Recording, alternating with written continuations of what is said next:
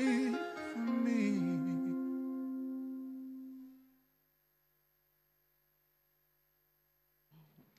Welcome back. So let's talk a bit of health. We're still talking more health. I mean, waste management is part of health management as well. So let's talk about health. This time we're looking at drugs. So news filtered in just a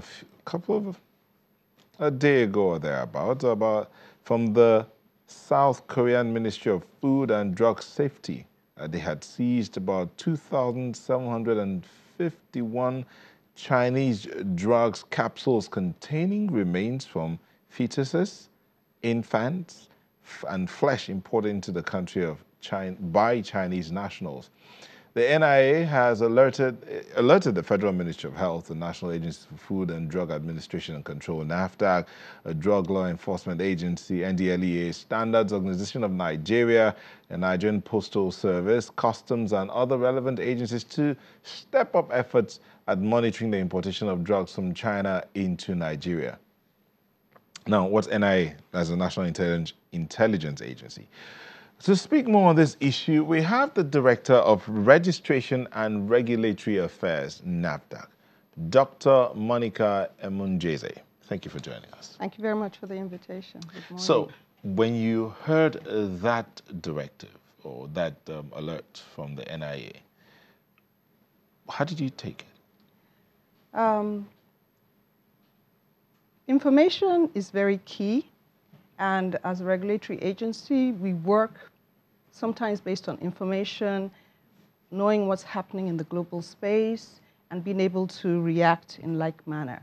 So for us, it resulted in us placing our officers on very high alert, increasing our surveillance, our monitoring at the ports of entry, land borders, and especially working closely with other agencies to check what's coming in through courier companies, through the international mail, and things like that. But you see, now the Korean government said those drugs are imported in small packages. Exactly. That points to what you said about monitoring at the airports, yes. Personal items. Does it mean that your agents are now going into personal packages to check? Because, I mean, someone could just carry a tiny bottle. And yes. Well, with that, as you've rightly said, it comes in small packages when it does come. And we do have officers that are working with other agencies of government, and they're at the border posts, at the airports, working with courier companies. So anytime there's a shipment through like a courier company of pharmaceuticals or medicines, NAFDAC is alerted. As you saw, the alert also contacted other agencies of government that have such functions. So we collaborate and we work very closely. When you look at luggage and personal items, we do random screening at the airports, and sometimes you pull people aside to check and make sure what they're bringing in. So also Nigerians have to work with us with that and understand what we're trying to do in that regard. Now, the social media space can be very vibrant. At yes. One time, videos were circulating of plastic rice. And some other time it was plastic fish. Some other time it was, flesh. I'm sorry to you, if I can use that example. Flesh being minced and then into corned beef and all of that. So it was all circulated on social media. Question is, do these things actually happen? Some do and some don't. Some is fake news and some is not. And so that's part of the problem we have as a regulatory agency, trying to discern what is real and what is not real. Hold it, thought. Just hold it there. Okay. Discerning what is real and what's not. We'll come back, we'll take a break, and we'll come back to continue from that point. Please don't go away.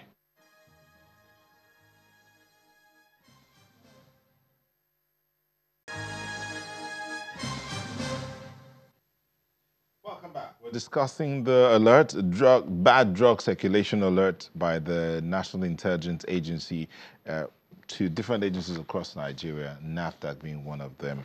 And we have here Dr. Monica Emunjeze, Director, Registration and Regulatory Affairs, NAFDAC. So the question I asked you was, do these things actually happen? And you were saying something about what's real and what's not. Okay. Yes, thanks for the question. Yes, I said some do and some don't. Sometimes it's fake news. sometimes it's real. And for us as a regulatory agency, we have the responsibility of now trying to discern and find out whether this is actually true or whether it's a false lead, just getting our officers on a false lead, trying to search down something that actually doesn't exist. But there are many ways that we use to verify some of these. Like when you're talking about products, you can run a lab analysis to confirm the existence or non-existence of certain allegations. And then again, you look and see what's operating in other climes. Is this something that is only geographically within your space, or is it something within some other jurisdictions? And so there's a lot of regulatory intelligence that goes in to see and to find out whether these are actually accurate reports that actually exist or not.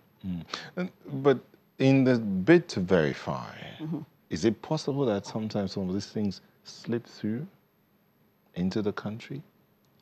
Well, you can't totally rule out anything, but for the most part, what we try to make sure is that we are on alert, we are watching, we're conducting our surveillance, and making sure we sensitize Nigerians, the media, so that people have information and know what to look out for. So in this case now, two questions in one here.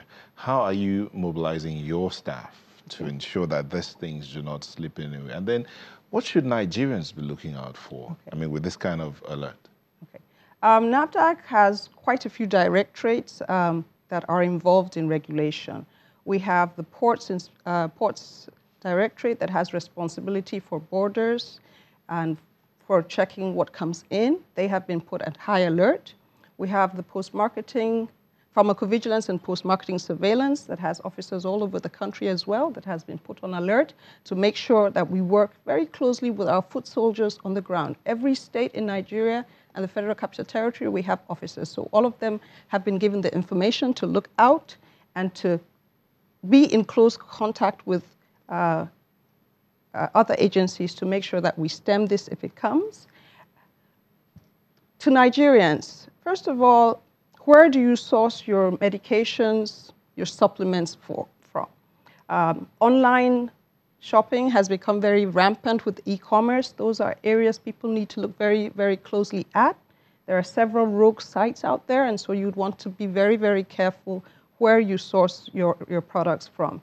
Again, when you do source products, make sure these are registered products. Avoid products where there are mysterious claims or there are secret ingredients. You don't know actually what's in the product. And if there's a product that is not properly labeled, not in proper containers, you don't need to go that route. So if